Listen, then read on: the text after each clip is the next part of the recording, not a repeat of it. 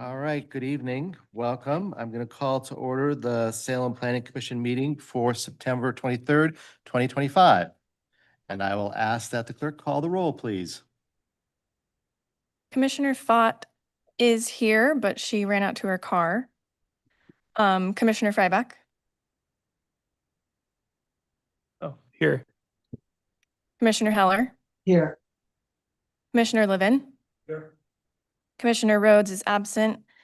Commissioner Slater, Here. Commissioner Tev. Here. Commissioner Vieira Brindell Here. and Commissioner Fott. Here. We have quorum.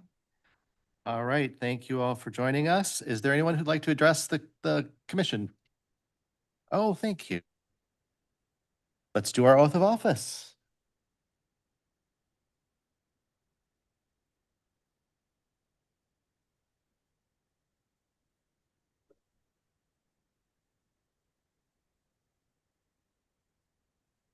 Okay, raise your right hand and repeat after me.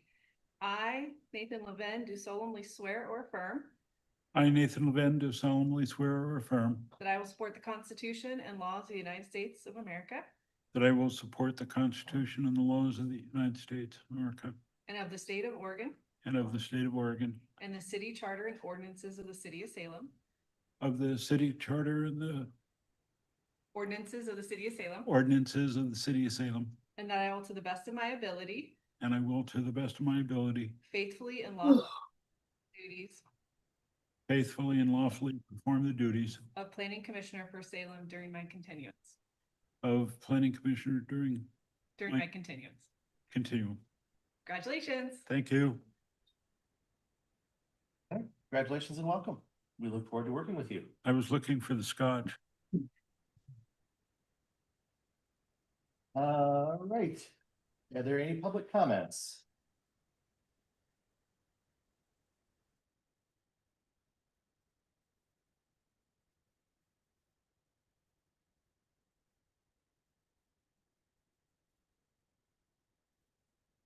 Yeah, I move to approve the minutes of the August 19th, 2025 Salem Planning Commission meeting.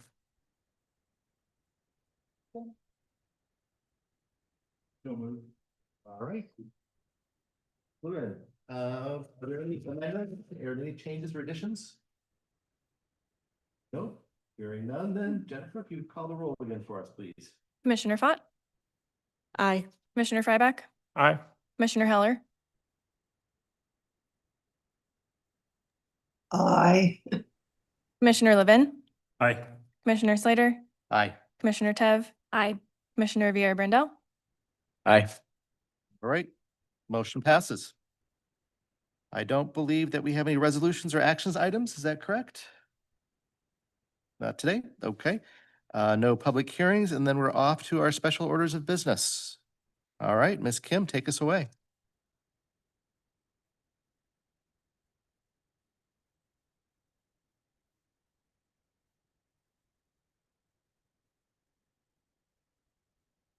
Good evening. Can you hear me? I'm Eunice Kim, Long Range Planning Manager with the City of Salem. I'm here tonight to present an update on the Housing Code Project, which is an ongoing project that we're leading in the Planning Division.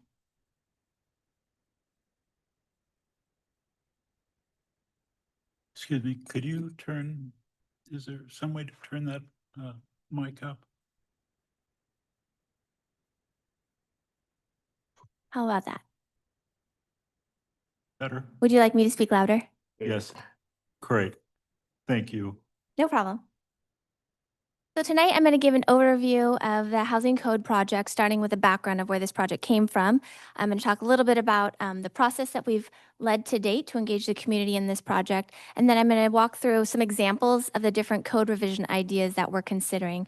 You should have received a handout that listed kind of all of the ideas that we're considering as of now. But if you have questions on anything that I don't touch on, feel free to bring them up. So just as a reminder, the Housing Code project stems from the Housing Production Strategy. That is essentially a requirement that the state has on cities like Salem, where we are required to develop an action plan that essentially lists out the specific steps that we are going to take as a city to encourage housing development. It's a new mandate, and it's the first time the city has adopted a housing production strategy. That adoption happened at the City Council in May, and right now we are waiting state review and approval. As a reminder, there are many different factors that influence housing development and whether or not development happens. Some of those factors are within the city's control to influence. Some of them are not. So, right, we don't have say over interest rates, cost of labor, cost of construction materials, but there are some things that we can influence. So the housing production strategy really focuses on those actions. So there's regulatory actions, which is one of them we're talking about tonight, and the permitting process that Robin will talk about later this evening. There are financial incentives. There are ways that we partner with community organizations, the way we buy and dispose of land. So those are the actions that the housing production strategy really focuses on. And tonight we're going to be focused on the regulatory side of things. So this is a list of the 17 actions that we as a city have said we are going to accomplish in the next 6 years. We broke them up in kind of near term, medium term, long term, and you'll see on this that the Housing Code project is in the near term and is something that we kicked off right away. The permitting process also is a near term project, so these are 2 projects that are ongoing. So the Housing Code project is really another chance for the city to take a second, third, maybe fourth look at our zoning code to see, are there improvements, are there revisions that we can make that really make housing development of all types more feasible? Are there ways that we can reduce barriers in the code? Are there incentives we can put into the code to, again, encourage development? This was very much a city council priority when we brought the housing production strategy to the council in May. They asked us to essentially expedite this project and bring them a list of ideas to revise the code back to them by the end of the year. So we kicked off this project in June, right after the housing production strategy was implemented, and we plan to bring back those ideas to the council by the end of the year. I will say, though, that ultimately there will be a whole code amendment process. We have to draft the code, do the ordinance, the findings. That will be next year. There will be public hearings, opportunities for community input. So we're just really trying to develop that initial list of what are the ideas. And so that's what we'll be talking about tonight. So we have been engaging the community. We've had specific meetings with the development community. That's architects, engineers, land use consultants, attorneys, anyone who kind of touches the land use process. We had a public open house. We've done a lot of one-on-one interviews with people that are interested in this project, have worked in Salem before, and have ideas for us. We've gone to the Disability Rights Task Force to talk about accessibility, which I'll talk about in a little bit. And we've just done other outreach, emails, newsletters, etc. I should say this is, while the planning division is leading this project, we are working with development services, building and safety, the fire department, urban forester. So we are working across the city to make sure that what we're proposing is feasible, not just land use code, but all of development. So tonight I'm going to touch on a few examples from kind of each of these buckets. The handout that you received, I think last week, breaks things down by the type of housing that the revision would essentially help encourage. So single family middle housing, multifamily mixed use development, and then there's other topics like trees, infrastructure projects, or infrastructure requirements. So I'm going to kind of walk through those. So the first type of housing that we're focused on is single family and middle housing. The revisions that we are considering right now really look to promote infill. So I'm going to walk through a couple examples, and then again, if you have questions on other things in the handout, feel free to ask. So the first one is really around flag lots. One of the ways that we've seen infill in Salem for years really is through the partition process. Someone has a larger lot, they want to create some lots behind that lot. So here's a picture of like a partition where was an existing house, someone divided their property, and now you can have a house behind that. So we have these flag lots, and we've long had these flag lots. But back in 2005, 2006 timeframe, the city council adopted a change to the code that would require those back lots, those flag lots, to be larger than a single-family lot would have to be today. So a single-family lot, the minimum lot size right now is 4,000 square feet. But if you have one of those back lots, you have to be 5,500 square feet. And you need to have a larger setback. So instead of 5 feet to your property line, it needs to be 10 feet. So through this process, we're proposing to eliminate that. You can just have a 4,000 square foot lot and a 5-foot setback. We've obviously seen a lot of different types of infill now, right? People are building duplexes, triplexes. So this concern, I think, that sparked this change is really less relevant today. Another change we're looking at is allowing more units on a flag lot. So if you think about that flag lot access way, right now, you can only really access, we only allow that flag lot access way to serve 4 units. But today, if you have a flag lot of a certain size, you can build a duplex, a triplex, quadplex, etc. Middle housing has been allowed since 2022, I want to say. So we are looking at allowing more than 4 units, but as part of that, we're looking at potentially requiring a wider access way.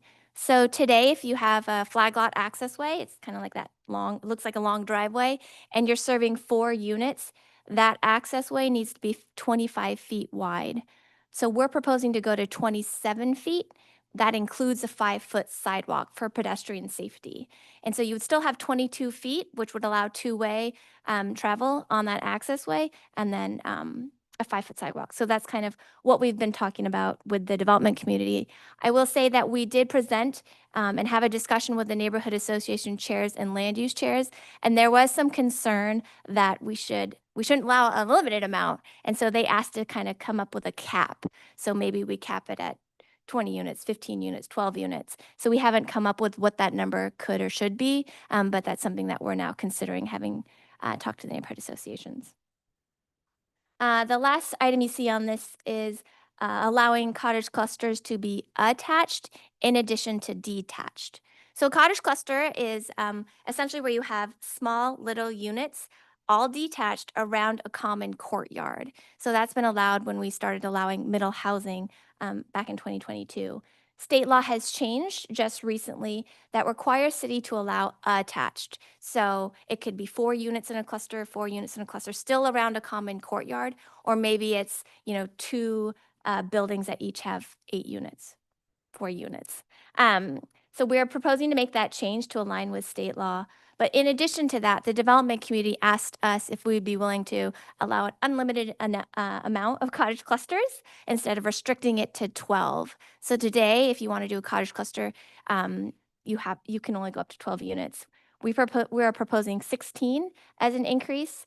We did hear some concerns again from the neighborhood associations that maybe 16 is too much in the single family zones. So we're considering that input as we look at that number.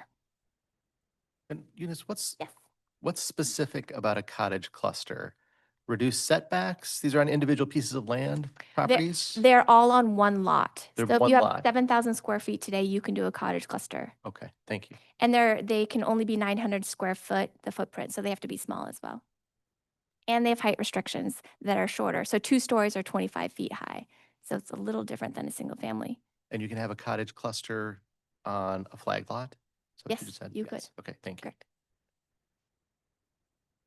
So for multifamily development, we are looking again at promoting infill, so smaller multifamily developments, and just adding some flexibility.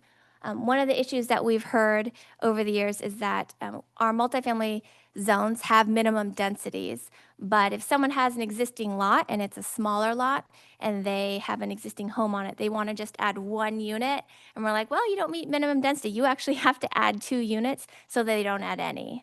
And so we're proposing to exempt smaller lots, those less than a quarter acre, from having to meet minimum density. So they can still add a unit or 2 as long as they already have an existing house on that lot. And the other idea is just to basically, today in our multifamily design standards, we have 2 tiers of projects. The smaller projects, which are 12 and under in terms of units, and then larger projects. Those larger projects have more requirements in terms of design, whether it's articulation, landscaping, more open space, and the smaller projects have less standards.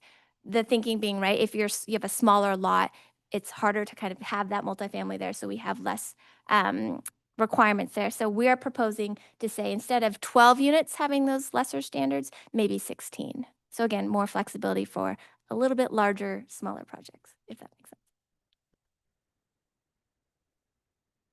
So our mixed use zones, we have mixed use 1, 2, 3, mixed use riverfront. We have quite a few mixed use zones. In recent years, we've been establishing and creating and applying citywide more mixed use zones.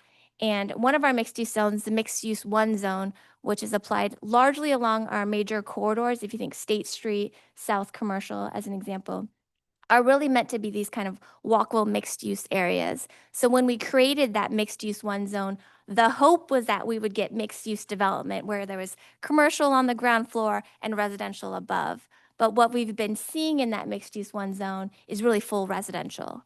And so the standards that we created at the time for the mixed use zone really were meant for that commercial ground floor. So taller ceilings, more canopies and awnings, more ground floor windows. But as people have been now doing ground floor residential, it's been more challenging for them. Maybe they don't want as many windows if someone's living on the ground floor. Maybe they want to be set back a little bit further instead of right against the street. So we're proposing to kind of reduce those standards just for ground floor residential in the mixed use 1 zone. I could pull them out. I think there are streets that we just don't want to make that concession.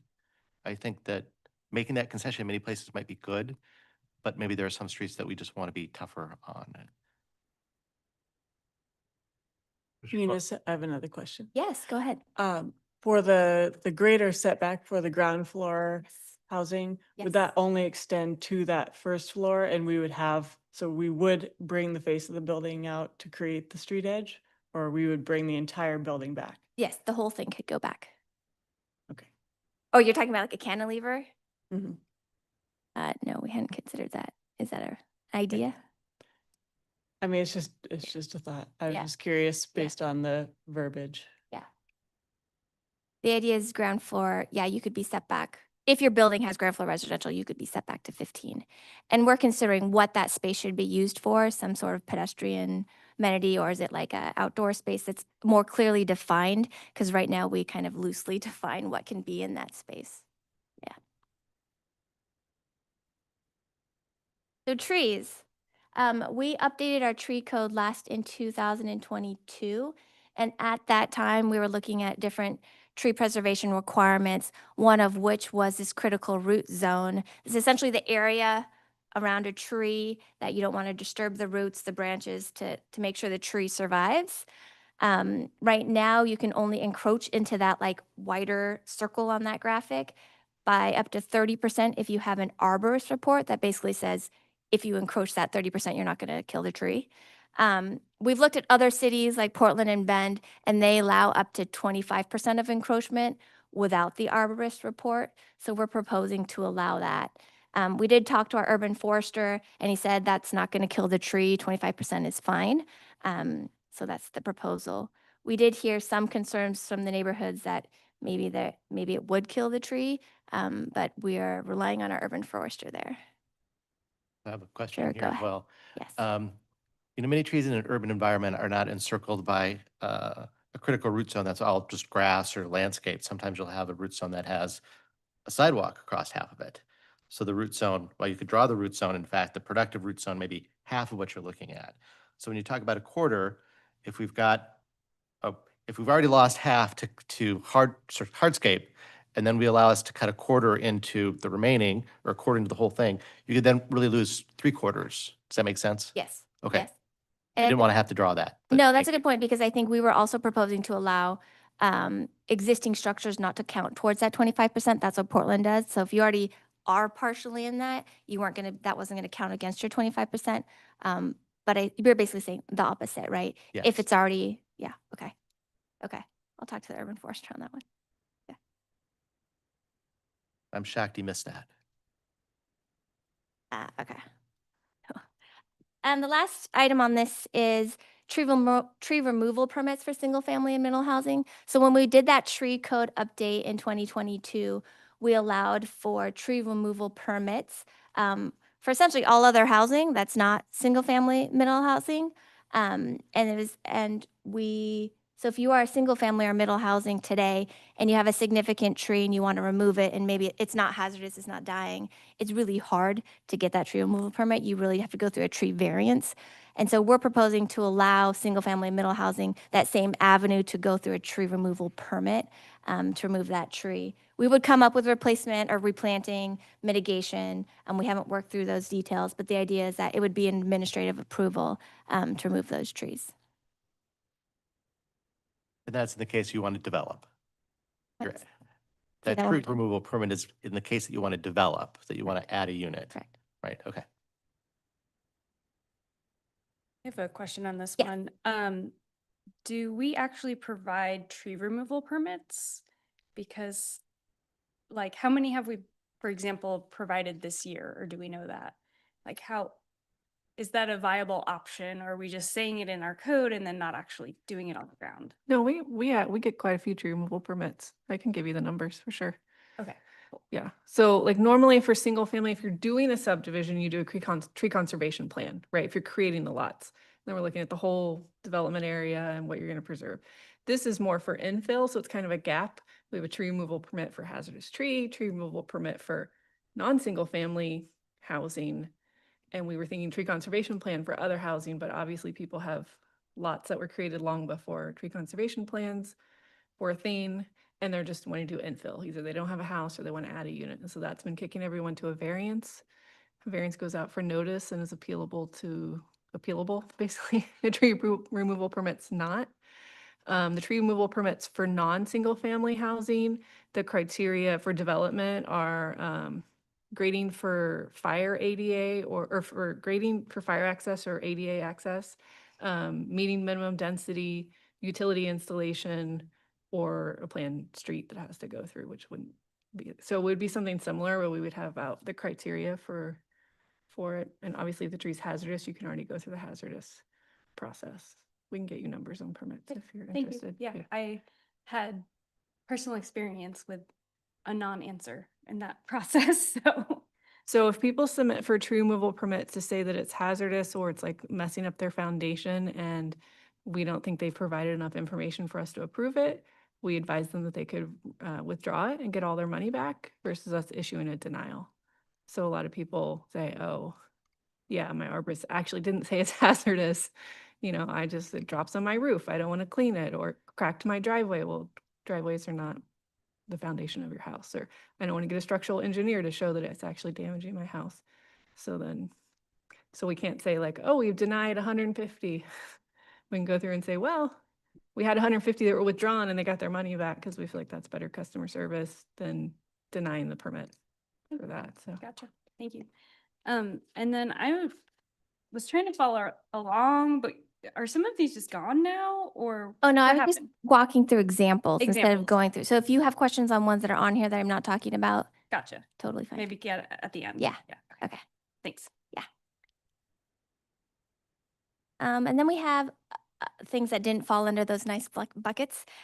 So one of the ideas is really falling in line with new, again, state law change this year, where we need to essentially allow for a density bonus if you're doing accessible housing, so type A accessibility. If you are 2 units or 3 units and you want to do an accessible, you get an extra unit. If you're 4 units or townhouse or cottage cluster, you get 2 extra units. So we're just going to apply that. But it only applies to middle housing, the state law. So we're looking at incentives for single family as well. So maybe allowing for more coverage of a lot. Like I think today is 60%, allowing up to 75, understanding that to have an accessible unit, perhaps you need ground floor, 1 story, turnarounds, things like that for that type of unit. The second one here is bike parking. Today we require 1 space per unit in a multifamily development. That was in line with the state rules that have changed, and now the requirement is half a space per unit, but it has to be covered. So we would make that change in line with state law. We had some concerns from the development community over this because of the covered portion, and they wanted the kind of either or, 1 per unit not covered. I did go back to state law, and it does say it has to be covered. There's no either or, it's half a space covered. And the last one on here is pedestrian crossings in parking lots. So we've required pedestrian connections in large parking lots, you know, from the street to the entrance, between buildings, for a few years. And one of the challenges is retrofitting existing parking lots that don't meet that. And so today, if you do a pedestrian connection, you have to have like a elevation change or speed bumps or a different material to kind of delineate that pedestrian pathway. And it's been a challenge in our existing parking lots, particularly as our fire department doesn't like the speed bumps anymore. So we've been working with the fire department to look at a different alternative. And so we're proposing to allow high visibility paint with a stop sign and then like a stop sign down below, just for existing parking lots. New parking lots wouldn't get that option. So infrastructure planning. So again, trying to promote infill middle housing. State law has changed for middle housing. Previously, when you did a middle housing land division, so say you have 3 units, you built it on a lot, now you can divide that into their own units and into their own lots. Those lots don't need to meet any sort of dimensional standards. So it's a way to promote like home ownership with existing middle housing. And previously, the state law said each of those units, if you want to divide it, need to have separate utilities. Law now says cities can choose to allow a shared utility. So we're looking at allowing shared sewer systems. It's something that Portland already does. So we're going to kind of keep doing research along that line to see if we can do that as well. And then the last one on here is around our boundary street improvements. So if you do develop middle housing today, unless you're really just 2 units, you trigger a boundary street improvement. So if you're located on a street and it's not fully improved to what the cross section should be, right, you have to do that half street improvement. We are looking at exempting middle housing from that. You would still get the sidewalk if there's a curb there. That's a different requirement, but you wouldn't have to do that half street boundary street improvement. We again heard some concerns from the community that maybe we shouldn't exempt all middle housing, maybe just 3 and 4 units. Cottage clusters, usually larger span, maybe those should still trigger boundary street improvements. So we're looking at maybe making that revision. Yeah. So I know the city of Los Angeles, much bigger city, has a rule in their planning that requires say if a development happens on a street and maybe street's 40 feet wide, TSP says it needs to be 60. They've got several locations all around the city where, you know, along the face of the structure, the street goes from 40 feet all the way to 60 feet. And then after the 50-foot wide lot or whatever, it shrinks back down to 40 feet.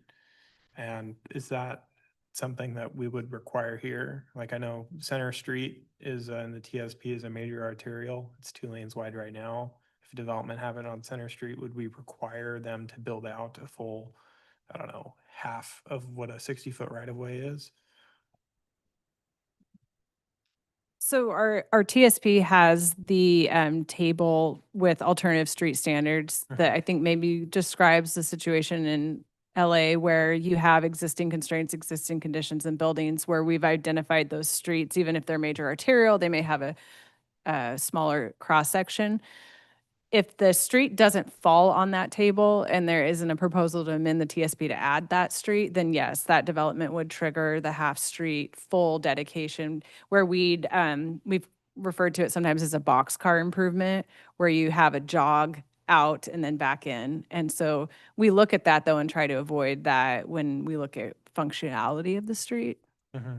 That answer your question? Yeah, thank you. And generally, when we do update the TSP, we're going to look at new cross sections or more cross sections or alternative cross sections. Eunice? Yes. I had a question on the infrastructure, possible sharing of sewer lines. Is that assumed to be on a single piece of property, or is that considered a possibility where there's a development where you're adding another structure? Are you doing a separate lot and separate ownership? This would be a consideration if you are developing middle housing and then dividing that one lot. So each unit is on its own lot. Through a middle housing land division. It's If- kind of a newer If process. each unit of this redevelopment is on its own lot, then how do you determine, or do you simply mandate that all of the participants of that shared sewer line are then responsible for its maintenance? Because that's not something that could reasonably move to the city's responsibility, just as far as the possibility of who do you charge for misuse? And I would suggest that in the event of a shared utility, that the part of the code requires a maintenance agreement between all the parties, okay? So that the city doesn't get burdened with being responsible for somebody's misuse. And I think those are the details we would look into as we kind of figure out how it would be feasible. I think Portland's example has you have to have an easement and maintenance agreement, but we would look into that and how they've already kind of established that. Yes.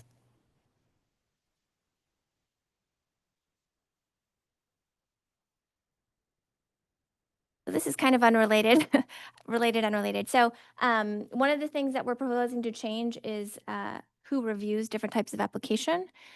So back in last year, I think, council directed staff to essentially eliminate council call-ups for housing-related applications. So council call-ups is where the council has an opportunity, if a project that's been approved hasn't been appealed, they can take it over essentially and have their own public hearing on it. Council didn't want to do that with housing related applications, and state law has actually changed so that we cannot do that for all limited land use. So all type 2 projects. So this is where you have a development, for example, and it goes out to public notice, but there's no public hearing requirement. So it's still an administrative approval. These they're called limited land use. Type 2 procedures no longer can go through a council call-up process. So we intend to bring that to council next month. And to stop doing that process. Oh, I missed the first bullet. So the first one is around changing the review authority for different types of applications. So today, if there's a zone change application or a conditional use permit, that goes to a hearings officer. We're proposing to have that come to the Planning Commission to you all.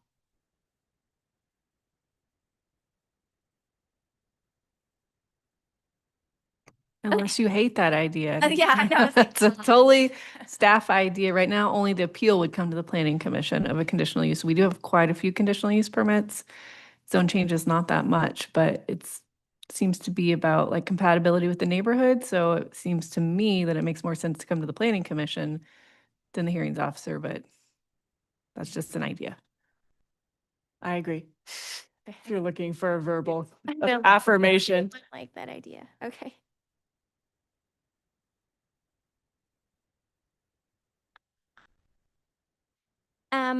So in terms of accessible housing, I kind of talked about the code changes that we are considering, but in addition to that, there's different types of accessibility beyond just for the mobility kind of impairments. And so we've been doing research. Long Range Planner Beth Freelander has been doing a lot of research around different types of improvements that could be made to a building for people who maybe have vision impairment, neurodivergent, people with intellectual disabilities, other different types of disabilities, and kind of putting together what would eventually be kind of educational material that we could give to builders. Oftentimes we heard in the development community meetings that they just aren't aware of kind of what is the layout that's the best, the type of color, the type of technology, things like that, that would help different people with disabilities. And so we kind of want to start with education to see if we can kind of prompt that a little bit to see that type of housing built in Salem voluntarily. Single stair buildings. So the state is expected to change or to allow single stair buildings for up to 4 stories next month. So today, if you build more than 3 stories, you have to have 2 means of egress, 2 stairwells. So oftentimes what you see in those buildings is like either a single corridor connecting them or maybe a corridor with double loaded corridor, right? Units on each side. a single stair would allow for different types of more compact kind of buildings around, right, a single stairwell. So it'd be more compact. There's other benefits in terms of, maybe ventilation, maybe windows and bedrooms in different locations. And so this is something that the state is going to allow cities to make the choice. Do we want to affirmatively adopt that and allow that in the city? So planning, we've been working with our fire department and building and safety to see if it's something that makes sense for Salem, something that they're comfortable with, considering fire life safety. And so those conversations are ongoing, and we're kind of looking to see also what other cities are doing, what provisions, if they're, putting extra provisions in, and also just waiting for the final language from the state. So to be continued. So that issue seems like it's very dependent on the actual floor plan and design of the buildings, whether it's going to be safe and meet other needs. Are you looking at and that seems to be like an opportunity to develop some pre-existing plans that kind of handed out because they can be approved for that reason? So I would encourage you to consider that. If we have, a set of designs that you can call and say, we've already looked at this, this is an approved plan for single staircase, there you go. That would seem like a good way to fit those two together. I'll look to my architect who could, maybe or not, maybe. Yeah. Is that a useful idea, not a useful idea? I think that's a useful idea. I haven't actually read the language around, in any great depth on this, but I am sure that there will be specific material and fire resistive qualities that are required as part of the single stair. So it will be its own set of code related review standards that aren't necessarily tied to a planning or a zoning process. The draft language that I've seen so far is it'd be restricted to 4 stories, 4 units per story. I think it's like 4,000 square feet per floor. Like and then yes, fire, life, etc. We're looking at like concerns from the fire department around like how big the stairwell is if there's only one, how a building can be accessed from the exterior, etc. So we're kind of working through those issues. Rabbit? Oh, sorry. Go ahead. Yeah, I guess for me, this is more of a livability thing for more than anything else. I mean, I've looked around and I've toured some of the larger, and I've looked at the floor plans for some of the larger apartments that have gone up. I know Rivenwood's one that's gone up recently, and then I know there's several others. I guess for me personally, I find it hard to believe that I'm going to be able to afford a home anytime soon, given how expensive things are. That being said, I'd like to be able to, purchase an apartment. And I'm looking around and I'm seeing all these, apartments that have gone up in these walkable mixed use areas. And almost all of them are double loaded corridors.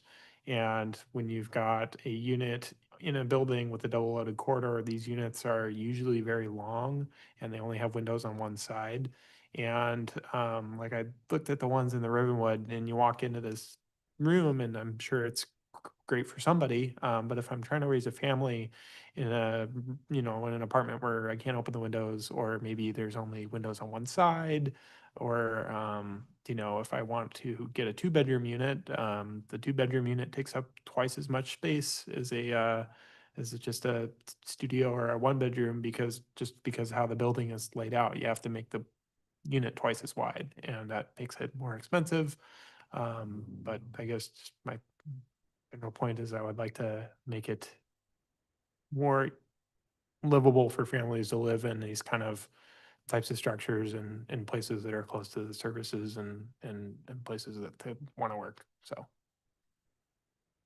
Thank you. Commissioner Levin, did you have a question or comment, please?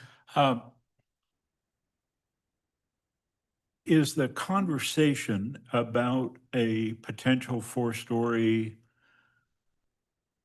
complex or project, single stair, is that for new design, or is that for potential remodel renovation? The discussion that I've heard is really around new construction. Okay. Do you happen to know at what level or density the residential fire suppression systems are come online? No. Okay. So one of the most important components of this has to do with the prevention or attenuation. And I've done enough in the way of remodels of residential and commercial that I was surprised how easy it was to comply with a residential retrofit for adding residential grade fire suppression to an existing unit. Just saying, wasn't a bad deal.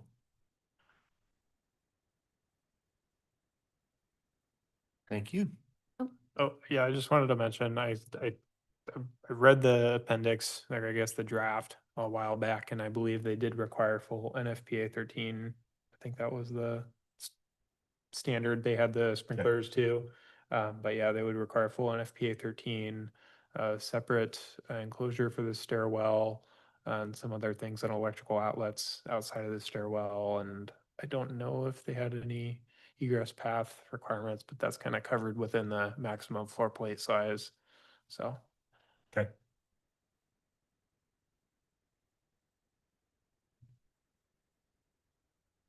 So next steps, we have another meeting scheduled with the development community. So we're going to kind of look at all the input we've received in the community and others, and make maybe revisions to this handout, and then go back to the development community, and then go back to council with the list of ideas, and then have a code amendment process next year. So we would come back here through the public hearing process.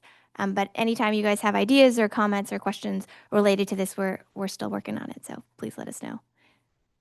So with that, that concludes my presentation, but happy to take questions. Thank you. Any questions? Any additional?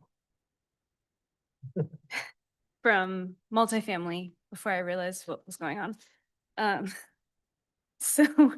So we didn't discuss this one. That's why it's not really kind of a go back. So on our packet, we had cottage clusters in multifamily zones. And it says that we would allow cottage clusters as a special use in RM2 and RM3 to match RM1. Why don't we allow cottage clusters outright in those zones? So they are allowed outright in the zone, but they don't get the benefit of the standards that go with a cottage cluster. So right now they just fall under multifamily, and it's difficult to meet the multifamily design standards when you're really laid out as a cottage cluster. So we want to allow it also as a cottage cluster to meet those standards, around a courtyard, et cetera. Copy. Thank you. Robin, are you up? Oh, did I miss one? Sorry. Yeah. Go ahead, Commissioner Freiberg. So for small multifamily, you would be exempting, I guess, allowing these developments to have fewer standards. Is this also encompassing like the density maximum? The reason I ask is if you had a single stair structure built in the RM2, I wrote down some numbers here. Let's see, 1,907 of our RM2 lots are less than 6,000 square feet. And 6,000 square feet is the minimum lot size you need to have to build a multifamily structure. And then, 2,254. So just under 50% of our RM2 lots are too small to actually have a multifamily structure on them. And, I'm thinking about the reason why we would want to build a single stair structure is so that multifamily is more feasible on a smaller lot. And so if we look at our density maximum for our RM2 lot, the most units that you can build on that 6,000 square foot lot is 4 right now. And so even if we did get single stair, we would really only be able to build a quadplex on that lot that we're trying to make feasible for single stair. So I'm not sure how you would make that easier. Maybe you'd change your density maximum for smaller developments. Yeah, based on the input at the public open house. We are considering maybe exempting, so we had talked about exempting smaller lots from the minimum density in the multifamily 2 zone. We are now considering maybe exempting from the maximum as well for that purpose. I also think the single stair buildings fit in terms of the vision for the mixed use zones, Yeah. which are along our corridors, which are really supposed to be those walkable mixed use areas. And they would be fine there. I agree. I just, part of me wanted to restate it so everybody else could hear the things I've been thinking about for the past few months, so. Thank you. Thank you. Eunice, I have one more question. Sorry, Robin, to cut you off. Do we think it's worth reevaluating just our kind of our current mix of residential zones? Are we overzoned in residential? You mean our single family, multifamily? That whole RM, yeah. I mean, is that worth kind of taking a more comprehensive look at? So through our Salem project, that's kind of what we did. We tried to rezone single family, which we have much more land, that's single family to multifamily. We were successful in some areas and less successful in others. I don't anticipate that we would rezone more properties to multifamily at this point. They're just, I guess, I'm talking about the distinction between RM1s, RM2s. It's kind of, I had the same thoughts when I was going through this. Like, how many zones do we have? And could we consolidate them to fewer so it would be easier for people to understand, including developers? Our main multifamily zone is really multifamily 2. We have very few multifamily 1 zones and like a handful of multifamily 3. Was their original, what was the original purpose of Density. splitting them? Just density. Density, Okay. that's really the main difference. So that was like neighborhoods saying we don't want as much density, or what? Lisa, oh, Okay. go ahead. So the city used to just have one multifamily zone.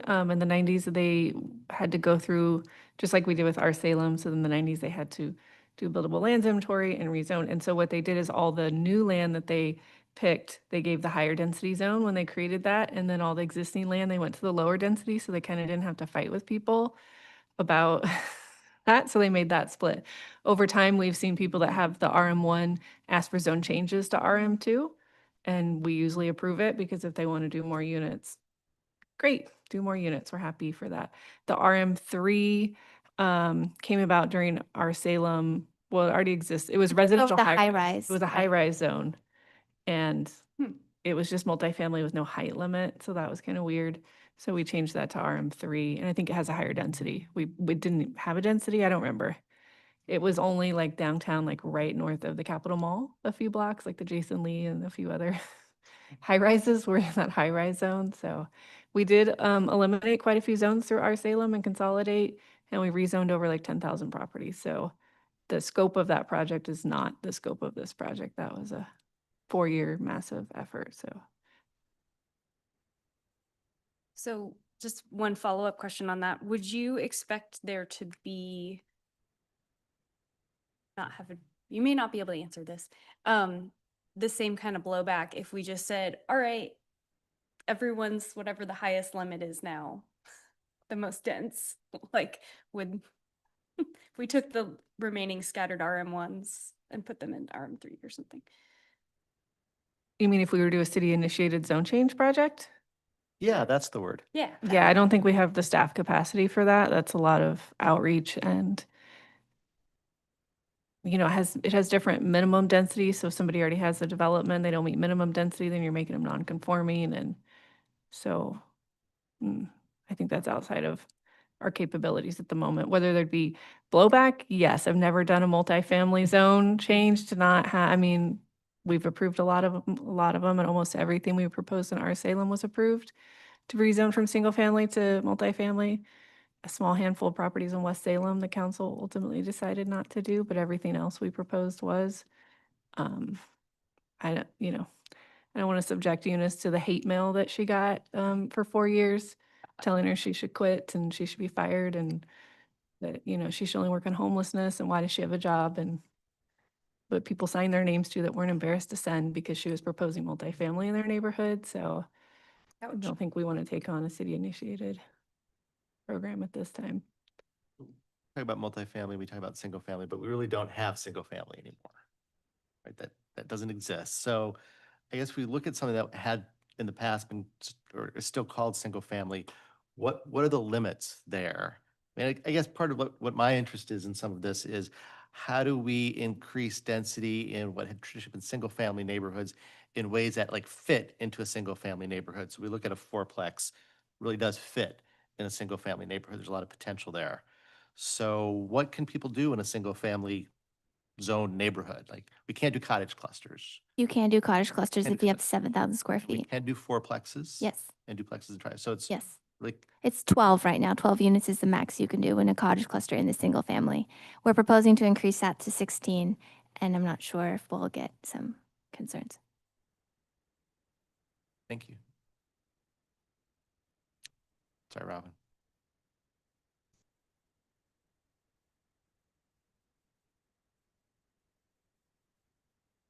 There we go. Can you hear me okay? So, I guess formal introductions. I'm Robin Dahlke. I will explain why the title on my nameplate has changed in my presentation, but I'm the Development Services Division Manager in Community Planning and Development.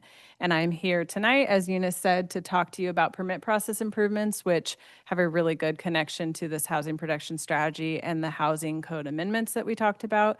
They relate to timing for housing permitting and a lot of the feedback that we've received about how Salem processes permits in Salem and some of the concerns we've had about how it relates to housing production.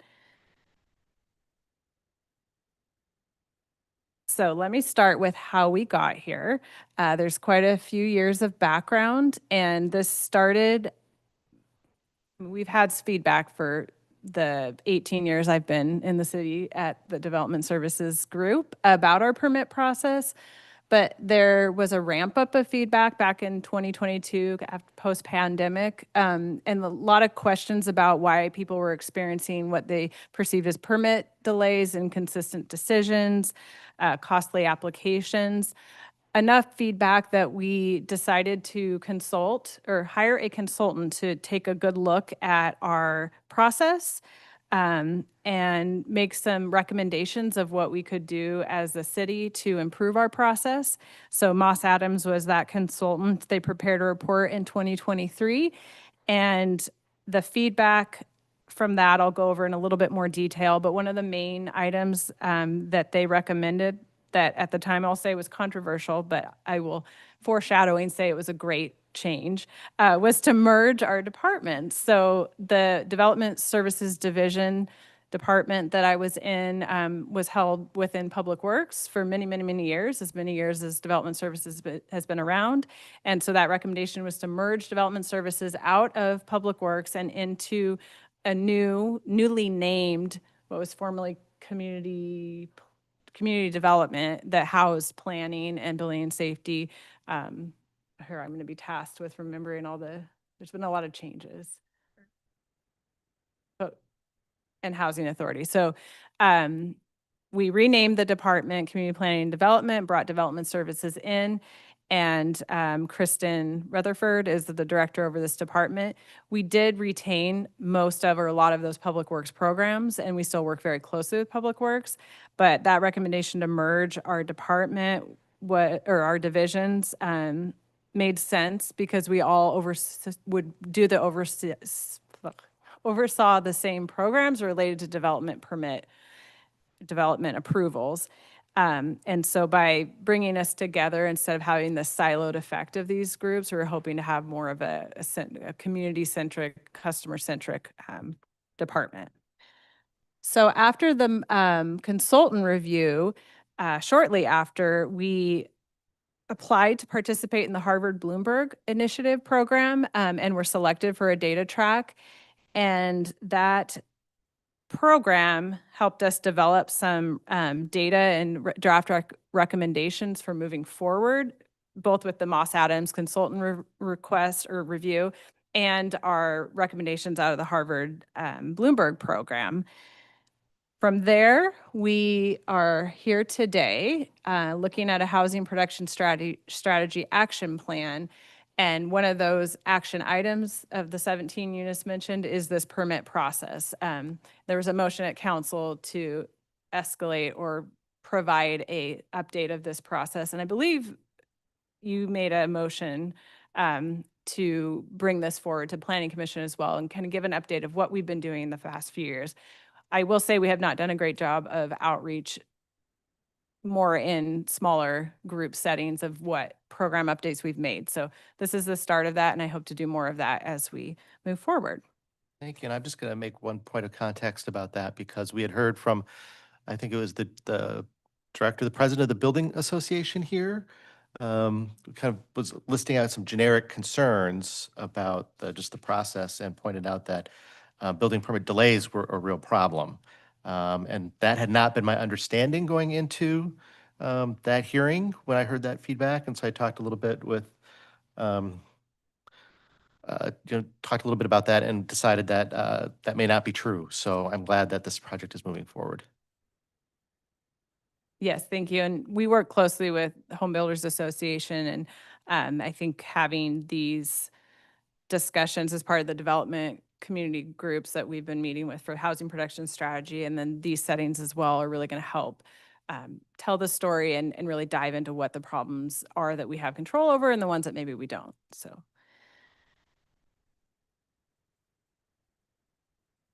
I want to start with just a bit deeper dive into the City of Salem efficiency study is what it was named. This is the Moss Adams report, consultant report that came out in 2023. This included 17 observations, consequently the same as the action items in the housing production. But they were grouped into different sections. So I'll just go over a quick summary of what those recommendations were. First, focusing, like I mentioned, on the organizational structure and culture of our city and merging us all into this community planning and development department, we hoped would eliminate those silos that we were seeing. We saw a need, or the consultant saw a need for more consultant coordination between the different divisions, and also recommended a new program coordinator role. I think we've heard that a lot. If there could just be one point of contact, how nice would that be to have one person we knew to go to instead of, well, you'll need to talk to this division and you need to talk to this. We were trying to look at ways, and the recommendation was to look at ways to make it be more clear. We are one city, we're one group. Who do I go to for my answers? So looking at that program coordinator role, there was a recommendation to really look at staffing and workload. The staffing has been a challenge, a big challenge. Most of our divisions have vacancies year round. And using our Harvard Bloomberg data track tools, we're trying to use the data to look for trends and see if we can use that data to manage workload and then make a case for more resources to get these positions filled to better meet the timelines that our development community is expecting or requesting. They looked at customer service and community relations, building a better shared customer service philosophy for the merged department. Each division, we found, sort of had their own goals and mission for customer service when we really should be looking at the same goal. A customer may not always understand, or I wouldn't expect them to understand, that they're talking to a different division with a different manager. So that customer service expectation might be different. So we wanted to look at what can we do to make that more consistent. Regular meetings with the development community was something that we also, like I mentioned, we're not doing well. So we have, I think we're 2 years post-merger and we still have bi-monthly merger meetings. We are fully merged. We definitely are fully merged, but we still have those merger meetings because there will continue to be coordination between our divisions that needs to be discussed. Also, just regular meetings with development community was a point that was made that we hadn't been doing a very good job of coordinating. Processes and systems. We had a lot of negative feedback about a switch we had made to the Project Docs software. The recommendation in this efficiency study was to move away from Project Docs, so we did that. And we moved back to our PAC portal application, which we've made quite a few improvements to and have more to do. We're also looking at, we made updates to our design standards for Public Works design standards and more updates to our plating process. We had a lot of feedback about our subdivision partition plat process. Let's see, we're close here. Performance and data tracking was another subset of that recommendation. We had metrics amongst each division that was being tracked, but they weren't cross-connecting very well and they weren't being reported. We understood in the way that maybe the development community was interested in seeing.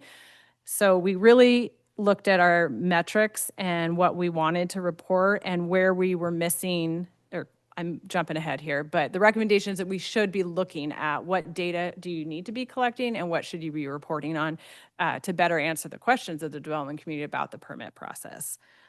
So the study did affirm or confirm what we were hearing from the development community. We took immediate action. We moved forward with the merger very quickly. And then we've continued. We've just recently adopted the project coordinator role, program coordinator role. Mariva Macy Macy, that's my cat's name, in our building and safety division has taken that. She has a lot of experience in the building department, so she also has experience with the other divisions and has just started off that role. So we're excited to have her in that position and to grow that position into a place that we feel the development community has said is lacking. We also have our new data tracking system and our dashboard, which I'll spend just a little bit of time going over with you tonight, coming up in this presentation. So I mentioned the Harvard Bloomberg Data Track and Fellowship. So after the efficiency study, we did very shortly after the city manager's office put together an application to participate in this program. And we were selected in late 2023. So select staff went through the program and then we were assigned a personal coach to help our city deep dive into a question, a challenge, and look at how we could use data to better inform our decision-making and prioritize recommendations.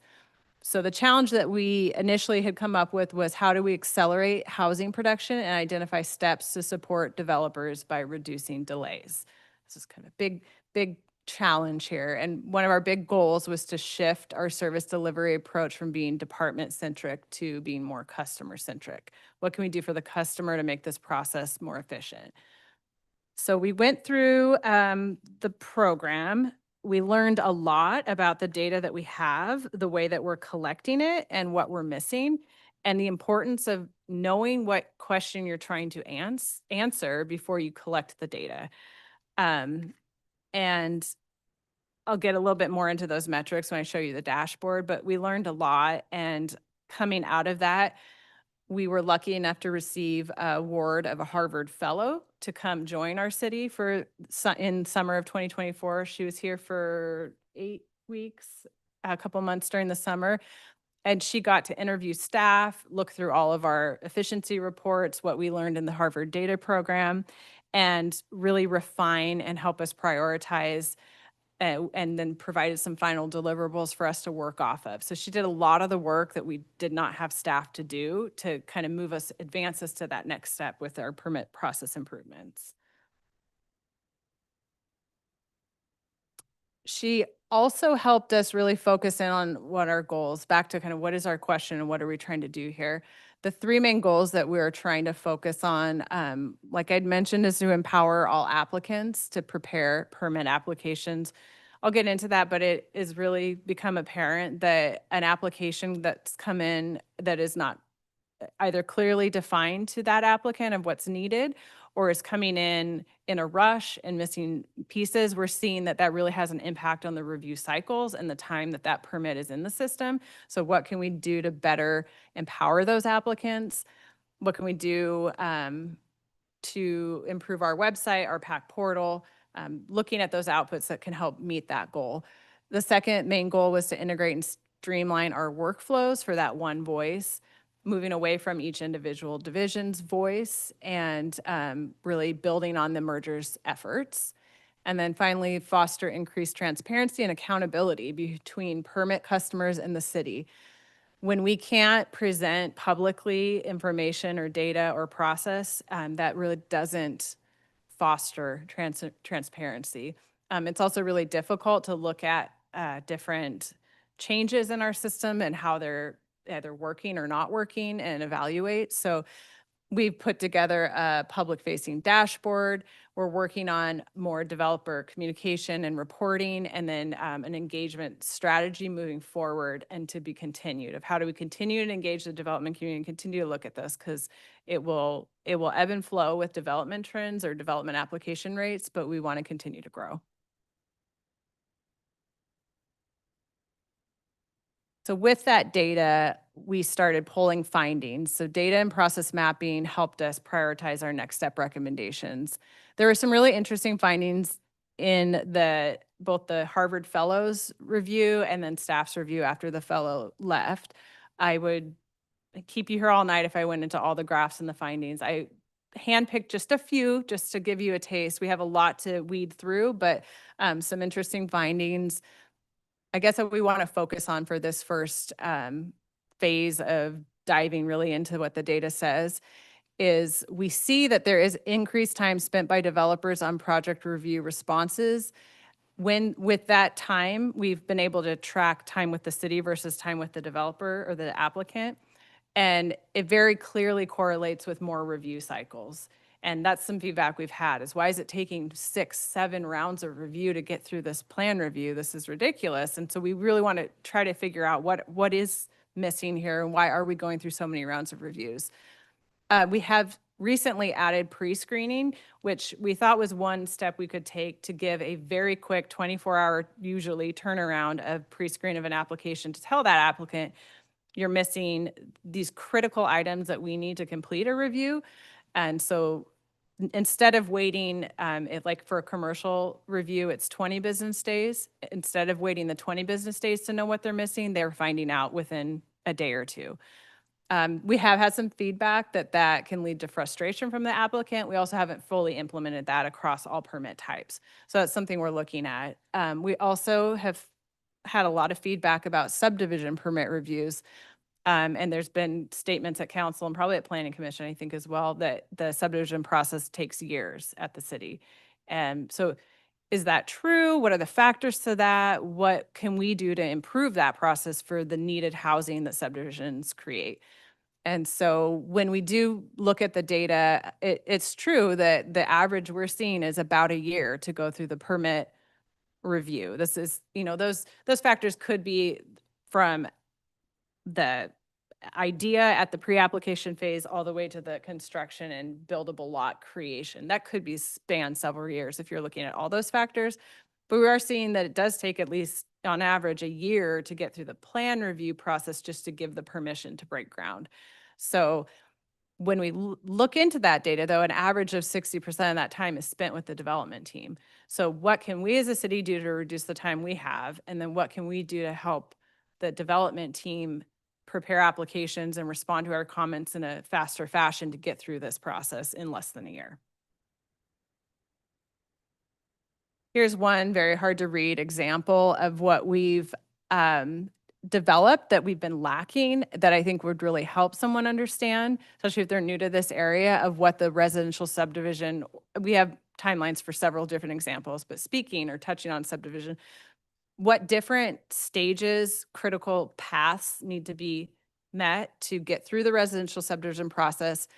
So we're really trying to develop these timelines, especially for more complex projects, and do customized timelines to more complex projects to really help them identify where they may face a roadblock that will extend that time. So for example, if we find that a subdivision has an old right-of-way that is no longer needed, that is not going to be developed into a street, we know it doesn't need to be there, but it's going to require a right-of-way vacation process to remove that. That process is an additional timeline factor that they need to consider, that they should know you need to be starting this well before you're expecting to break ground, because this can take 6 to 8 months and needs to go to council and it's a resolution and there's extra fees. So really trying to roadmap what processes can you do concurrently and scrunch that timeline and which processes need to be done separately and could extend your timeline. So we really are looking at focusing on preparing these timelines, which have been in our heads, but are for visual people a lot nicer to have in a visual format. And then finally into the development application dashboard. So we, like I said, have been collecting data and reporting on different metrics, but the past few years have helped us fine tune and figure out what are really the important metrics that council, development community, we've had feedback from commissioners and surveyors, surveys, community surveys. What do people want to know and how can we present that and do we have the data? So what we have honed in on for the first phase of our dashboard are average review times for different types of permits, primarily focused on housing, but we do have other information. What are active application rates? So what are we seeing coming in and at what time and how many? And then what are our approval rates and how many review cycles are we seeing? So before I dive into a quick demonstration of our dashboard, I do want to mention that our Harvard fellow spent a lot of time looking for what other cities have to publicly present about their timelines, and it was really difficult to find. She looked nationwide and really didn't find many in the West Coast that reported or could be comparable, but what she did find that was published, she created a graph that represented how Salem compares. You can see Salem, this is for commercial building permits. So if we're comparing to Seattle, Washington, we're doing awesome. If we're comparing to Virginia Beach, we are maybe taking a little bit longer, but there are so many factors that this kind of comparison can be difficult to do. So I do have some comparisons to other what I consider closer to peer cities, Portland and Bend, that fortunately have very similar metrics and software that they're using to present permit information. So the example I want to show here is this is City of Salem's snapshot of City of Salem's dashboard, which looks at residential average days from application to permit issuance. And when you look at the past 12 months, the average days for issuance of a new residential dwelling permit is just under 50 days. But what you can see, if you can read that legend, is that the dark blue are the days with the city, the light blue are the average days with the applicant, and then the green is the average days waiting for fees to be paid. So there are those factors that play into how long it takes for a permit to be issued. And so you can see that Portland has something similar. They have a lot more review bodies that go into reviewing a housing permit. Their average for single family is currently just over 51 days. And then Bend is the city that we very closely mimicked their format, their reporting. They did a great job. They actually have a full-time permit data staff person who has done a great job of representing their data and their years ahead of us. So we've made some connections with Bend, which is really cool. And our IT group is working with them to figure out ways that we can report some of the cool things that they're doing with their permit program. But you can see Bend has a different goal and a different, obviously, application rate can play in, but they're looking at 115 days. So about double of what we're looking for permits to be issued. Do you need napkins? I saw on the City of Salem, the average days with city staff looked like it was trending upward. Is there a reason for that? Are we just getting more applications? That's what's cool about the data. It can be hard. There can be some level of assumptions that have to go into this data review. When I pull up the live dashboard, I can hover over the different areas and you can see, depending on what month we're in, there's different application. So some months I would assume, without having my hover feature, that June we had more applications that came in and more that reported that month. So yeah, you can see trends that change. It's harder with permit issue, and I'll kind of get into that. But we definitely see trends around construction season. We do have seasons, although it doesn't feel like we get slow times. We do have seasons. Right now is the rush. We haven't broke ground. We need to do it before October 15th rush that we normally get at the end of the summer. So I'll hover over and show you some examples, but I would also say that this is new and fresh to us. So we want to start asking those questions and looking for those trends and trying to plan for those, what we're seeing the data is telling us.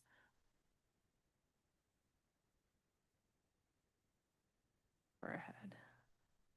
Okay, so I'm going to, unless there's questions, I am going to jump to a brief presentation on the dashboard, and then we'll talk about next steps.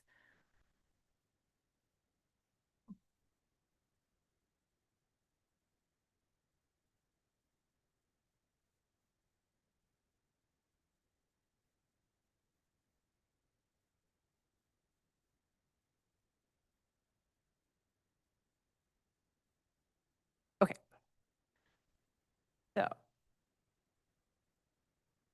So this is Salem's development application dashboard.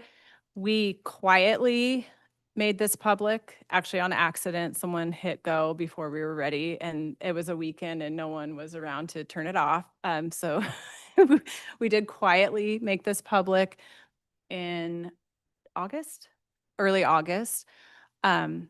And we then made some tweaks to the way we're reviewing the data and reporting, made some clarifications, met with a data team, and spent some time with the council asking for their feedback about, a lot of this was council driven and made a priority by the city manager. So we did ask for some feedback before we did more broadly, or before we more broadly announced it. And I would say that this is one of those more broadly announced that we've pitched this dashboard to both Statesman and Salem Reporter. We're working on web presence, more web presence, and then a developer bulletin to really more publicly and loudly announce this new feature that we have. But this version 1, the metrics that we're currently reporting on are residential building permit applications. We're not looking at this time at additions, ADUs, remodels, alterations. We're just looking at new dwelling units. Actually, I take that back. I think we are looking at ADUs as considering a dwelling unit, but not the alterations at this point. We're looking at multifamily building permit applications, civil site work, which is our formerly Public Works civil plan review for multifamily commercial sites, and then public construction subdivision applications. What is the time frame for those to get through the process? And then finally, the planning applications, all type 1s, 2s, and 3s. So this main page on the development dashboard allows you to click and follow. Each section has sort of unique tabs depending on what data we have. And so the residential data, we tend to have more. We enacted review cycles sooner with residential permitting. We have data is easier to pull on these types of applications. So we were pretty quickly able to represent what our applications look like. And you can see some pretty obvious trends here that come March, people start realizing I need to get a permit pretty quickly if I want to start grading my site before the rain starts. So we see a peak in applications in that time, and then we start to see a decline as you get more into the late summer, winter. So that's pretty standard with what we've seen. And then similarly, we have permits being issued at a lower rate as you get later into the summer. Within this residential category, there was interest in looking at how long does it take to get through that first review. We do have a published goal of 15 calendar days, 10 business days. And so this is helping us look at how we're doing at meeting those goals. Do we want to modify those goals? Are there impacts from staffing that, you can see in June, we had limited staffing. We have quite a few vacancies, I can say, at least in our division. Planning has as well. So we had a harder time in June meeting our goals. So This is really helpful for managers when we're looking at how well we're doing. And then this is a familiar chart that I shared earlier. And like I said, when you hover over a specific month, you can see the average times or average days with city staff, how many permits we processed, and then the total time to get that permit through. Now, why this is kind of difficult to represent, this shows average days in a given month. So if a permit's issued in August, the totals include in the average days shown includes all review from earlier months leading up to that date. So if this could be in March, we issued 81 permits, but those could have come in over a span of 2 years and they just all decided to be issued in 1 month. So it gathers the data of the review time of all 81 of those permits and then represents it. So it is kind of hard to say that in May, we were extremely busy with 81 permits. That just happens to be the month that we issued those permits. So I think that those are some of the things that we want to look at is how do we manipulate or change the data to look for different things. And so maybe we do look as we compare that to applications that came in that month, what was our review time looking like that in that month? So another interesting but difficult feature would be, for example, like a civil site work. We did not start collecting the data in a way that we could represent what we want to represent until later in the year. So you'll also see, I don't know if this is a good case, you'll see gaps in data because I think multifamily is better. Let me go there. We don't have as many multifamily building applications as we have residential.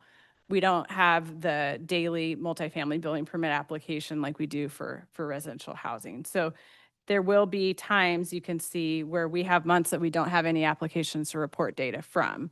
But as we continue collecting this data, we're going to have more data to look back on. And so there's some disclaimers if you read down here that we didn't start review cycles until August of 2024. So we have limited data to report on here.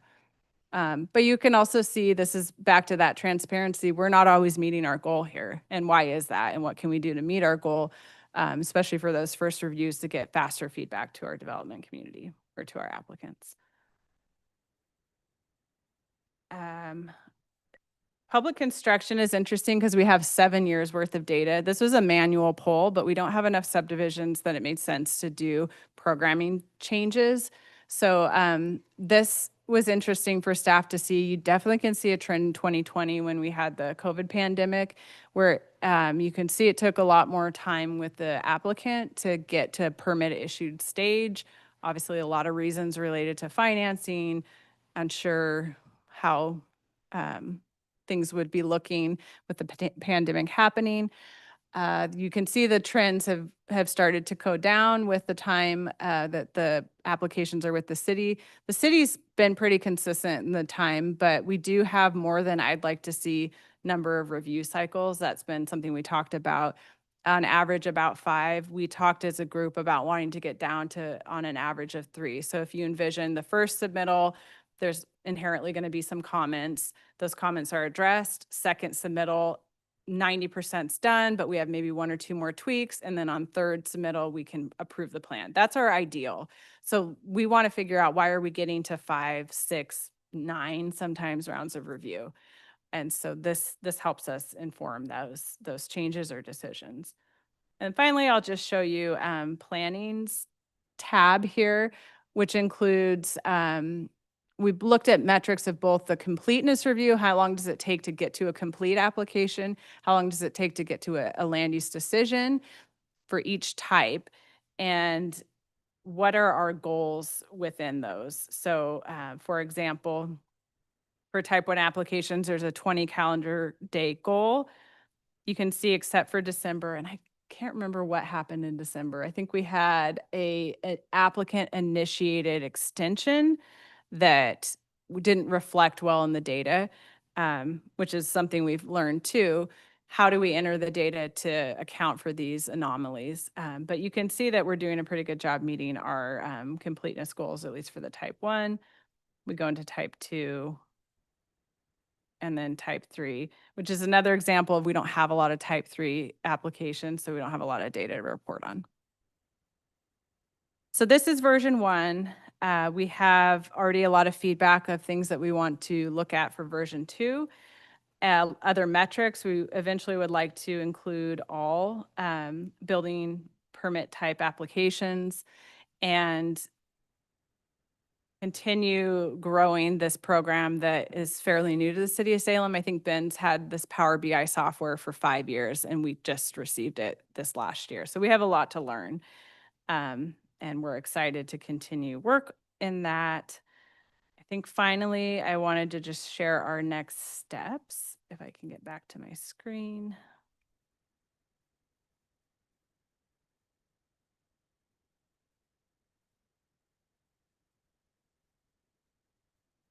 And that's just where our focus will be next. SDC methodology update was mentioned earlier. That is a major action item. That's the 2 to 3 year process that has been, we're starting, but we're delaying forming a committee. So our next focus is really going to be combining all of our web resources and making them more user friendly, working on the next iteration of the dashboard, and then finally taking a report back to council in December with an update of our permit process improvements. So with that, as always, I talked more than I planned to, but if you have any questions, please feel free to ask. Commissioner Levin. One of the issues with regards to developing has to do with permit fees, expenses, systems development charges, et cetera. Is there any entity, groups, department that is addressing system development charges as it relates to encouraging residential development, redevelopment? Absolutely. That's one of the primary factors we're looking at, particularly because when the methodology was updated in 2018, middle housing was not a thing. So we're looking at what other communities have started to adopt, a more of like a tiered approach for housing types. So currently, if you were to build a 900 square foot single family dwelling, you would pay the same that you would pay for a 5,000 square foot dwelling that had multiple bedrooms and space, or even a duplex. And so we're looking at a tiered approach, maybe based on size. That's what our committee will look at, and also what our consultant who has experience in this can recommend. We're also looking at some of the imbalances in different SDC types. So the parks SDCs right now are fairly high. Transportation we know is not keeping up. So how do we balance some of those without impacting the development in a negative way where it becomes even more cost prohibitive? We know we can't, to collect the SDC we need to build all of the infrastructure we need for growth. There have been some cities that have seen it would completely cost out development and be development prohibitive. But we're looking at what balances can we do with our new master plans. We talked about the new transportation plan that's coming in. Can we look at a more refined list of projects we need to build for growth instead of a wish list of every project we'd like across the city, which inherently is going to increase the cost if you look at everything over a 30-year plan. So those are some really important scope plans we have for the methodology update. But like I said, it's a 2 to 3 year process, and there may be a way that we can phase some of those changes, but we are definitely looking at that. Thank you. Other questions? I wanted to go back to just the point that you made. So what I heard you say is that some cities have looked at their SDC charges and determined that if they wanted to achieve everything in their comprehensive plan or their master plan goals, it would make development prohibitive. Is that right? Yes. I mean, is another way of saying that that development right now is not paying its own way? I think that could be said in some areas, and I think that's something that came up at some budget committee meetings, that the SDC is shared across the city and not area specific in areas that need larger infrastructure improvements for growth. So Say that again. our SDCs are not area based. They're not area They're based. not area based. So they're not actually dedicated to the services in the area that they were collected. Correct. Gotcha. So it's a massive project list of all growth needs for each infrastructure type that then has a subtotal and factors that create the STC for that or for that infrastructure type, be it parks, storm, sewer, water, transportation. So the master plan wish list, as you said, kind of gets conglomerated and then split up among the STC charges, and it goes, is that true for parks? Yes. Mhm. So if someone's developing a park and paying an STC for South Salem, the park could be going someplace else, is that? I thought Yeah, there was a nexus there. between the park. So depending on the development, so the development's going to be conditioned depending on a service needs. So the parks master plan has service needs for different areas. But the per dwelling unit, or if it's commercial, the per square foot unit SDC rate is the same across the city. So in an area that has a subdivision that's unserved by parks, Mhm. they may have additional impact conditions such as dedicating parks land or paying a temporary access fee to borrow park space that's existing where there's no undeveloped park today. Does that kind of? Yeah, I hadn't realized that the kind of, the SDC charges were, that it went across the city. But also I didn't realize that it was so driven by the amenities that we're putting in our own master plan wish list, sort of. I mean, obviously adequate sewers aren't an amenity. But there are some other things in there that really you could look at as amenities. You could be making decisions about what, whether we really need those compared to the costs. When we went through our comprehensive plan update, we really didn't have a conversation about the cost of any of these items or the cost of these changes. So if we say, oh, we want X amount of parkland for the number for our population, that's going to cost us this. We didn't really have those kinds of conversations, did we? Or if, The last methodology update or the comprehensive? like in our master plan conversation, comprehensive plans, we don't say, oh, if we want a density of X amount in this neighborhood, that means we're going to have to spend $500 million to upgrade the infrastructure. And therefore, we're going to be charging SCC charges of $15,000 per person. Like, oh, maybe we can't do that. Correct, but we did have many conversations with our utility planners who are doing the water sewer long-term planning for infrastructure and looked at where we were rezoning property, whether or not it was likely to have that the infrastructure would be there or could be financially feasible. Maybe you need like a water tower or et cetera. So we're like, we're not going to rezone that land for higher density because we're not going to be able to serve it. We had those conversations in terms of the rezoning. Okay, that's very helpful. Thank you for sharing that. Any other? Robin, I have one more question. You keep referring to divisions and programs, but I don't have no idea what the divisions are and what programs they administer. We Then have an organization chart. Would it be helpful to share that with you? And Maybe everybody. yeah. Yeah, it's something, I think with our web revamp, I think it'd be helpful for the community to have that clarified as well. Yeah, it is confusing, I understand. And, I think that's something fairly simple to add. Lisa didn't give a very big nod there. Is that something that? Well, our org chart doesn't say what the divisions administer, Yeah. but I mean, we can put together some bullet points. Like it'll just say the planning division and that, I run the planning division and it's got a long range section and a current planning and a, zoning inspections, right? But it doesn't necessarily say that we administer the tree code, right? And the Yeah. tree enforcement doesn't say that. It doesn't say that we administer the sign code, but we can provide some of that. I think we have a high level, that we prepared for incoming counselors. Okay, yeah.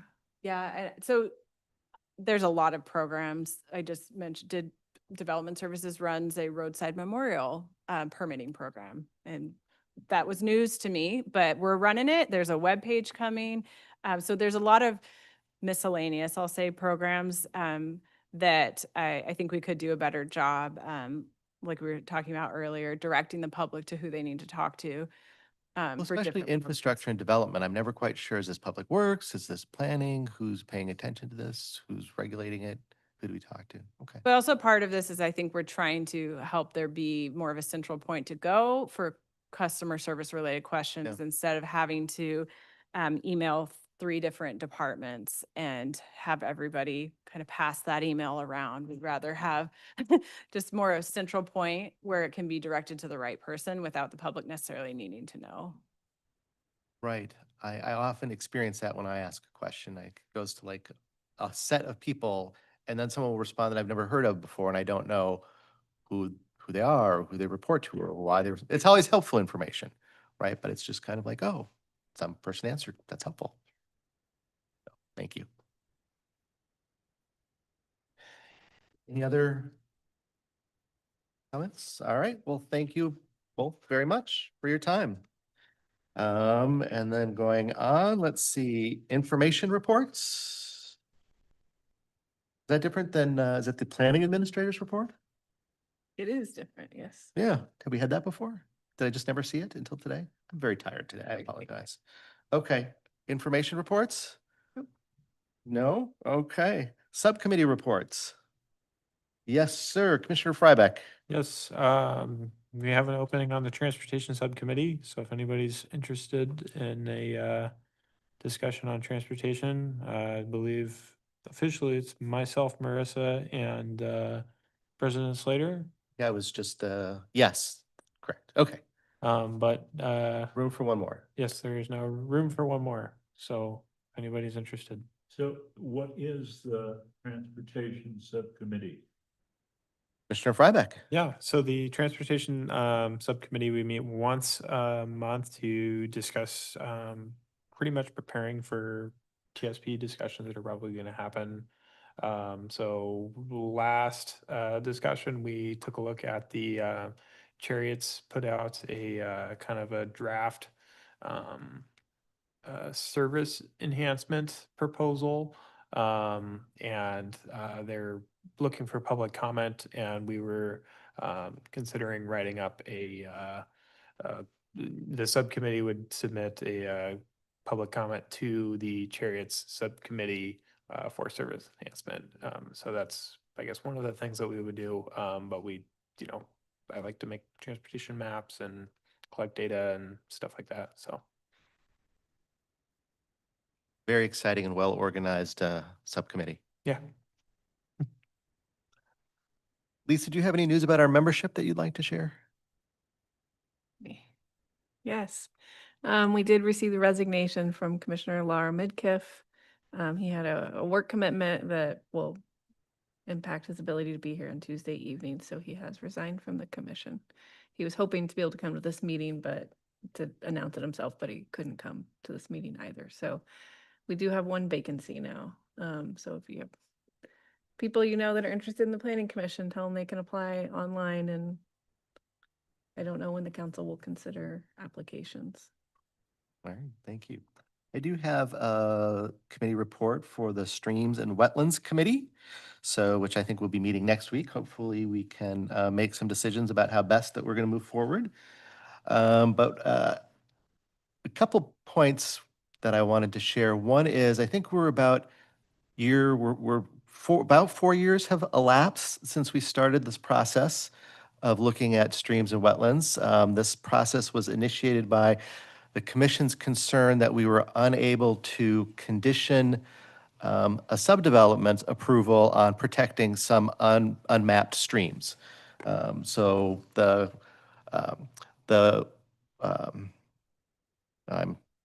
apologize, I'm tired tonight. So someone came before us and said that there are some unmapped streams, and could we please condition approval of the subdevelopment on not developing those lots to protect the stream? And we were all interested in doing that, but it turned out that we could not actually do that. We could not consider the testimony because they were unmapped. And because they were unmapped and not officially recognized, they didn't exist. And because they didn't exist, then we couldn't take that into consideration. So I think we were kind of all unhappy with that. And we asked the city council to please go ahead and update our riparian inventory, which we're doing now. And then we formed the Streams and Wetlands Commission. So I think that was, is that right, Lisa? Is about 4 years ago? I think it was mid 2021. That's So COVID happened, employment changes happened, a number of things happened. So this has been kind of a very slow process. And over the past time, I have been looking at, some of the regulatory environment here in Salem, and looking at some of the jurisdictional issues, the legal framework around protecting sensitive lands. And what I've really come to the conclusion is that Salem does not have kind of a legal regulatory framework to manage our natural resources or to decide what lands are necessary to protect for ecosystem services or habitat. Most of the regulations that the city has related to natural resources are simply implementing things that other jurisdictions are requiring of us. So we administer the FEMA floodplain act, but we haven't done anything beyond administer it. So if the Fed says this is what you can do, this is what we do. We don't have any additional protections. We have not adopted any riparian zone buffers, which we're in the process of doing. But the state suggested that we do this back in 1999. So we're quite behind on that.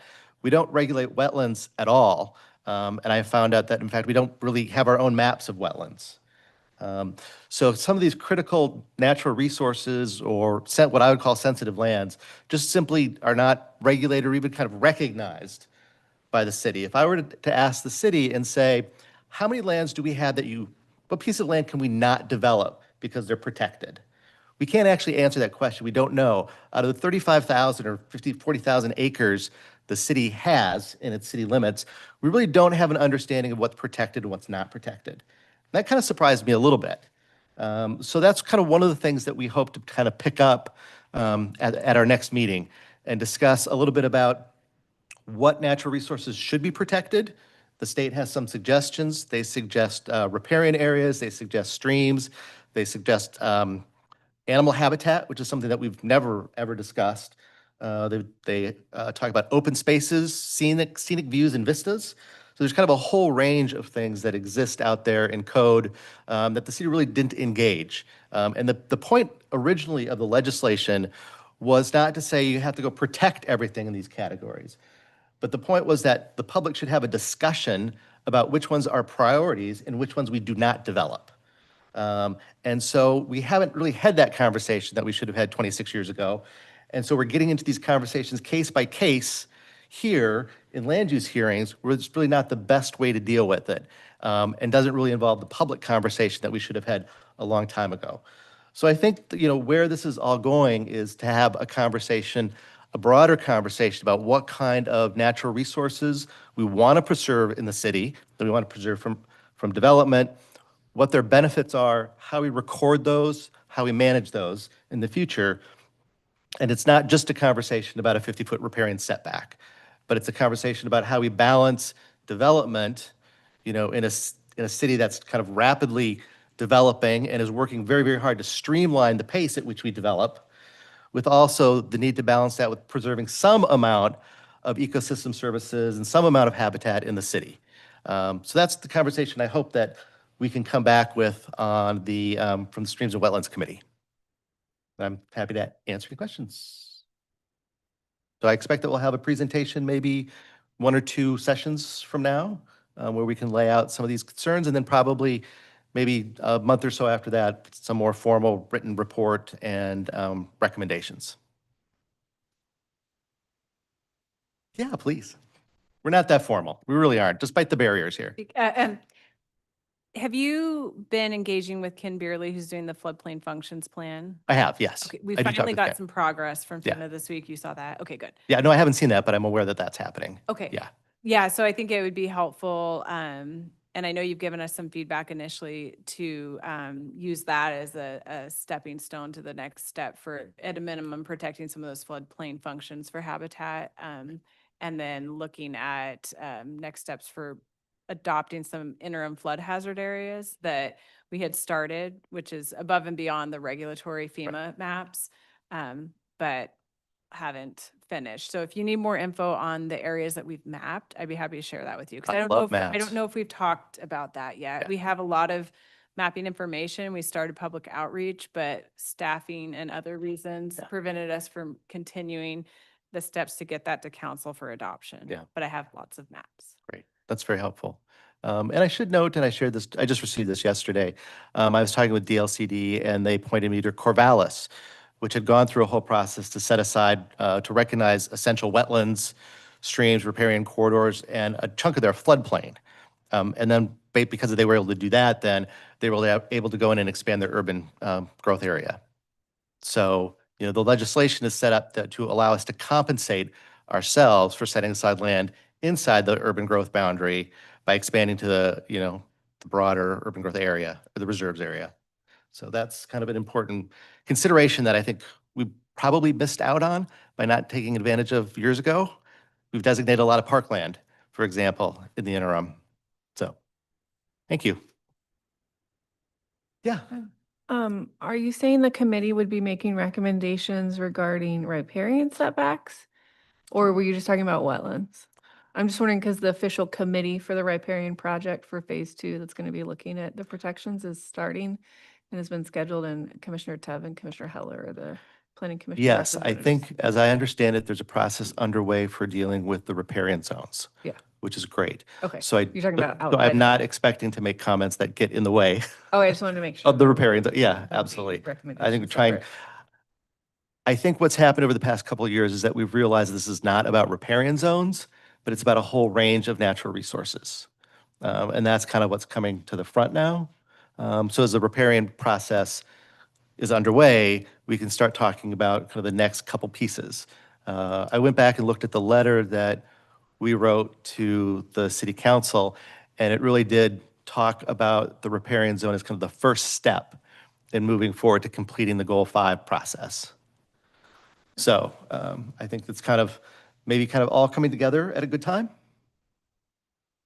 Because I know you'll be done with this and then have free time, right? So it's all right. I'll just add one more note on that. Goal 5 also has stuff that has nothing to do with natural resources. So we'll have to discuss what our scope of, if we're going to expand to historical, cultural resources or keep. Oh, we are very much in compliance with Goal 5 for archaeological, cultural, and historic resources. And we have like the best program in the state, and the state people will tell you that. There's no question about it. So that is the one part of Goal 5 we very much comply with. I didn't include that because Lisa told me that about a year ago. Might have even become very, very aggressively told that. Very true. So now you're up, Lisa. I don't have anything. I was just gonna talk about the Goal 5 committee, that it's finally starting to meet. That was the only thing I had. There we go. What are they doing? Eunice has something I'm supposed to be saying, but she's here, so she can say it.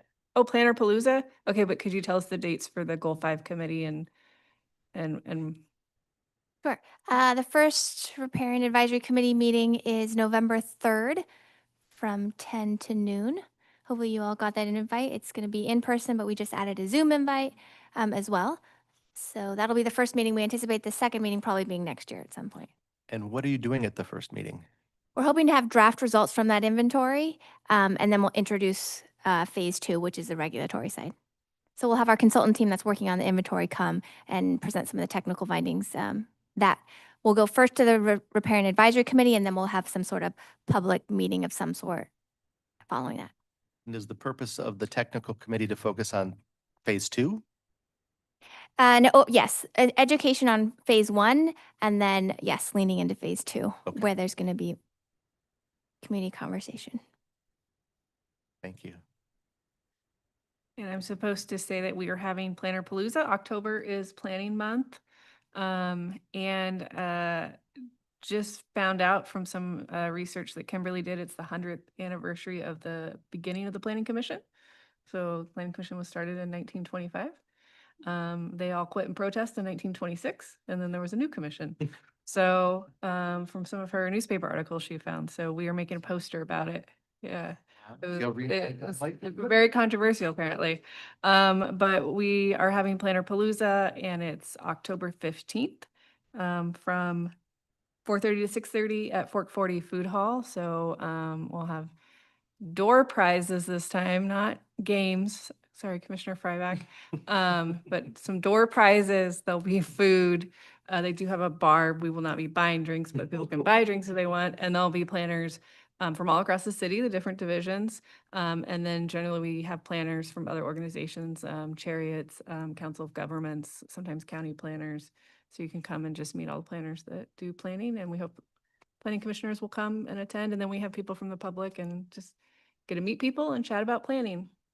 And see a poster, we'll have like the headlines from the 1926 when they all quit, and some of the early zoning codes and different things. So, and early zoning maps. There were 4 zoning districts apparently Ah. in the 20s, and that was it. There's some inspiration. That's, yeah. And I did notice that our mandate includes advising the city council on public morals. Yes. So I don't know if we do that quite enough, but maybe we should. It hark to was in the very past. first ordinance. I saw that and I was like, wow, some of that stuff is still in the code. Yeah, sanitation, morals of the city. Hope you guys are working on that.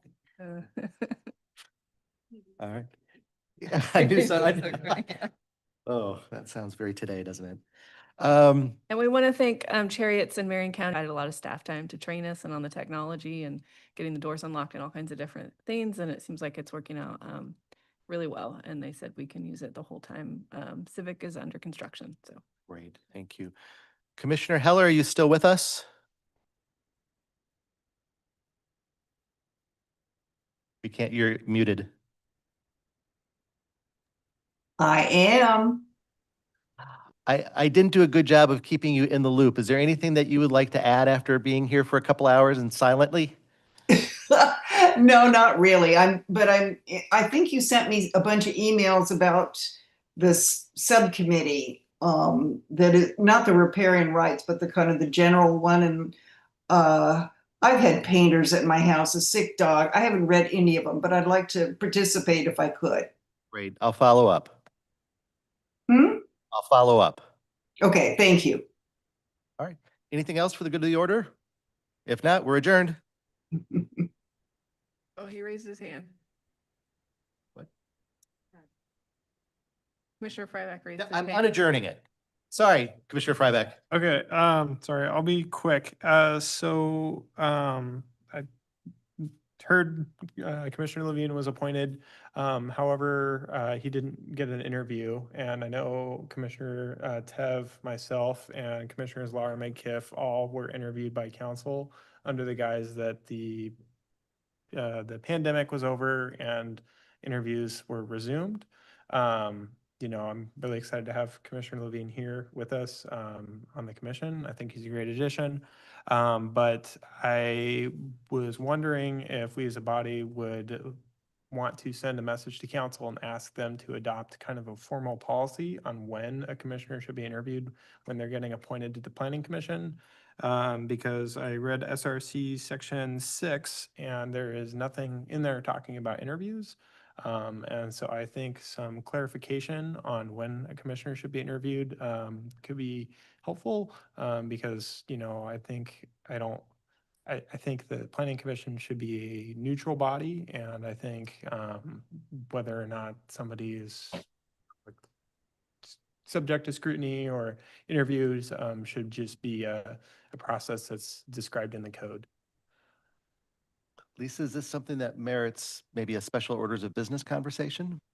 I think it's a little more complicated than I can handle right now at a. Sure, yeah, we can put it on a future agenda. Okay. And ask the city attorney his thoughts on it before we bring it. So you could just submit it as a recommendation to council that you want them to consider. You could ask them to do a code amendment to actually put it in the code, so. I think the idea here, if I understood correctly, was that everyone goes through the same process. Yes. Okay. We'll put it on a future agenda. Cool. Thanks. I'm going to look around more carefully. Any other comments for the good of the order? Here, no? Staff comments? You're welcome to. All right, they're just ready to get out of here.